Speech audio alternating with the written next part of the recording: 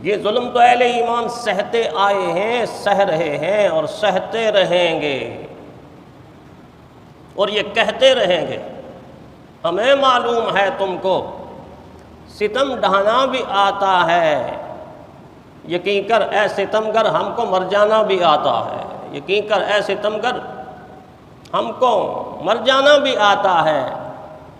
قرآن کی حفاظت کے لیے ان بے نواؤں کو کفن پہنے ہوئے میدان میں آنا بھی آتا ہے، کفن پہنے ہوئے میدان میں آنا بھی آتا ہے، گریباں چاک کر کے گولیاں کھانا بھی آتا ہے، ہمیں معلوم ہے تم کو ستم ڈانا بھی آتا ہے، یقین کر اے ستمگر ہم کو مر جانا بھی آتا ہے۔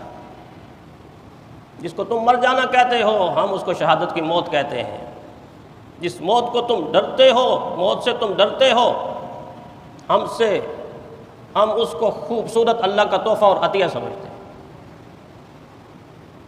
اہل مغرب نے بہت کچھ سیکھا، بہت کچھ سیکھا، لیکن تاریخ سے سبق نہیں سیکھا، تاریخ سے سبق نہیں سیکھا۔ اگر تاریخ سے سبق سیکھا ہوتا تو اس سے پہلے کی تاریخ دیکھ کر وہ کبھی اس طرح کی گندی حرکتیں نہ کرتے، گھٹیا حرکتیں نہ کرتے، انسانیت کو دکھ اور تکلیف والے حربے استعمال نہ کرتے۔ ان کو معلوم ہوتا کہ مسلمان تو ان مرحلوں سے گزر چکے ہیں۔ وہ تو کھولتے پانی اور ابلتے تیل کے سامنے کھڑے ہو کر یہ کہتے تھے تم اس میں ڈال کر ہمیں ڈرا کر دین چھڑانا چاہتے ہو، نبی کی محبت چھڑانا چاہتے ہو، قرآن کو سینوں سے نکالنا چاہتے ہو۔ یاد رکھو تمہاری غلط فہمی ہے، تم اس کھولتے ہوئے پانی اور ابلتے ہوئے تیل میں ڈال کر ہمارے جسموں کو ہماری ہڈیوں سے جدا کر سکتے ہو، ہمارے سینوں سے قرآن اور ایمان کو جدا نہیں کر سکتے، ہمارے جسم سے، ہمارے دل سے قرآن حکیم اور ایمان کو جدا نہیں کر سکتے۔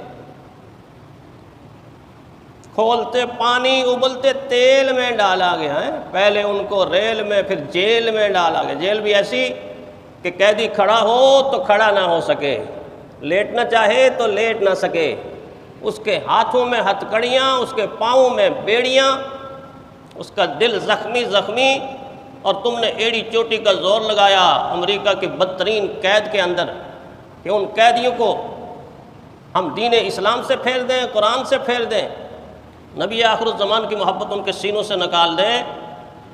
نہیں نکال سکے، نہ وہاں نکال سکے، نہ مالٹا کی جیل میں نکال سکے، پہلے ان کو ریل میں پھر جیل میں ڈالا گیا، کھولتے پانی ابلتے تیل میں ڈالا گیا۔ رزلٹ کیا نکلا؟ جل کے پکے جان کی بازی لگا دیتے تھے وہ، جل کے پکے جان کی بازی لگا دیتے تھے وہ، اس طرح سے اپنے ایمان کو بچا دیتے تھے وہ، اس طرح سے اپنے قرآن کو بچا لیتے تھے وہ۔ تو تاریخ ہے، یہ تو ہسٹری ہے۔ کاش کہ وہ لوگ تاریخ سے کوئی سبق لے لیتے کہ یہ مرحلے تو گزر چکے ہوئے ہیں، ان مرحلوں سے تو امت گزر چکی ہے، گزر رہی ہے، ماضی بعید میں بھی، ماضی قریب میں بھی، حال کے اندر بھی۔ ان ہتھ کنڈوں سے کوئی قرآن حکیم کو، شمع کو اگر بجھانا چاہتا ہے تو یہ اس کی غلط فہمی ہے۔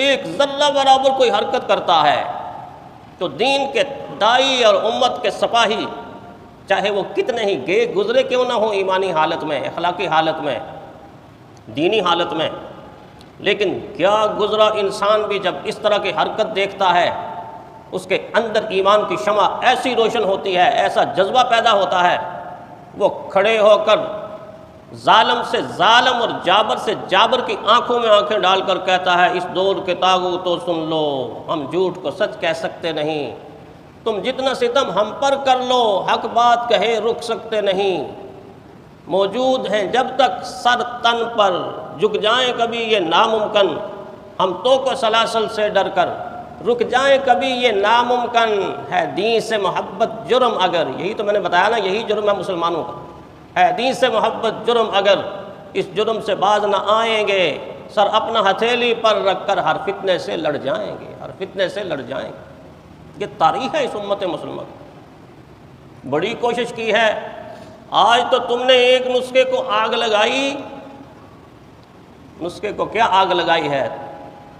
تم نے اپنی قسمت کو آگ لگائی، اپنے مقدر کو آگ لگائی، تم نے اللہ کی کتاب کو کیا آگ لگائی ہے؟ تم نے اپنے مستقبل کو دوزخ کی آگ لگائی ہے، دوزخ کی آگ۔ آج تم آیات کو آگ لگا کے خوش ہوتے ہو، کل آنے والے وقت میں وہ منظر بھی آئے گا کہ جب تم دوزخ کی آگ میں غوطے کھا رہے ہوگے اور فرشتے کھڑے ہو کر وہ منظر دیکھ رہے ہوں گے، تمہیں یہ دنیا کی آگ بھول جائے گی۔ آج تو تم نے ایک نسخے کو آگ لگائی ہے۔ ہم نے ہندوستان کی تاریخ کو اپنی آنکھوں سے دیکھا ہے کہ ایک وہ وقت تھا کہ تم نے لاکھوں نسخوں کو آگ لگا کے جلا کے راکھ بنا دیا تھا، لاکھوں نسخوں کو جلا کے راکھ بنا دیا تھا۔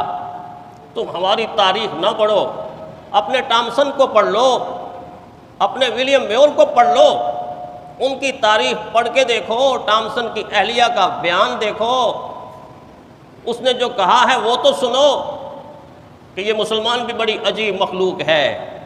ہم نے ہندوستان میں جلتے ہوئے کوئلوں کے اوپر 40 انسانوں کو بھون کے رکھ دیا، کوئلوں کے اوپر پک کے، اور پیچھے کھڑے ہونے والے جو مسلمان قیدی تھے ان سے یہ کہا گیا، اچھا اتنا کہہ دو ہم آزادی کی جنگ میں شریک نہیں تھے، تم رہا ہو جاؤ گے، ورنہ تمہارا حشر یہی ہوگا، تمہارا حشر یہی ہوگا۔ ٹامسن کہتا ہے مجھے پیدا کرنے والے کی قسم، اس کی اہلیہ کا بیان یہی ہے کہ سارے جل کے پک گئے لیکن ایک بھی اپنے مشن سے پیچھے نہیں ہٹا، ایک بھی اپنے مشن سے پیچھے نہیں ہٹا۔ یہ امت مسلمہ کی تاریخ ہے۔ ہندوستان کی اس تاریخ کو دہرا کر کیا تم نے اپنا مشن پورا کر لیا، اپنا مقصد پورا کر لیا؟ آج ہندوستان کیا ہے؟ ہندوستان ہے، پاکستان ہے، بنگلہ دیش ہے، افغانستان ہے۔ آج اس دھرتی کے چپے چپے پر مسجدوں میں قرآن، گھروں میں قرآن، مکانوں میں قرآن، دکانوں میں قرآن، ایوانوں میں قرآن، بچے بچے کے سینے میں قرآن، بچیوں کے سینوں میں قرآن، مسلمانوں کے سینوں میں قرآن۔ کون سی جگہ ایسی نہیں ہے جہاں قرآن موجود نہیں ہے؟ اگر تمہارے آگ لگانے سے یہ کتاب ختم ہوتی تو آج تک ختم ہو چکی ہوتی، ختم ہو چکی ہوتی۔ یہ غلط فہمی ہے، ایسا نہیں ہو سکتا، ایسا کبھی نہیں ہو سکتا۔ روس کی تاریخ دیکھ لیجئے، وہ وقت بھی پڑھے لکھے لوگوں کو یاد ہوگا کہ جب روس میں ایک آیت کسی نے ایسے کی، آیت کاغذ پہ لکھی آیت، اور ادھر سے روسی فوجی نے اچھا یہ قرآن حکیم کی آیت پڑھ رہا ہے، ادھر ہی شوٹ کر دیا۔ آیت پڑھنے پر سزائے موت، آیت سننے پر سزائے موت۔ قرآن کی بات نہیں کر رہا، قرآن رکھنا تو بڑی دور کی بات تھی، آیت کی بات کر رہا ہوں، آیت کی، کوئی جملہ قرآن حکیم کا۔ آیت کہنے پر سزائے موت، سننے پر سزائے موت، سنانے پر سزائے موت، پڑھنے پر سزائے موت۔ حتیٰ کہ اسلامی کوئی جملہ اگر کوئی السلام علیکم کہتا تھا تو سزائے موت۔ ایک وہ وقت تھا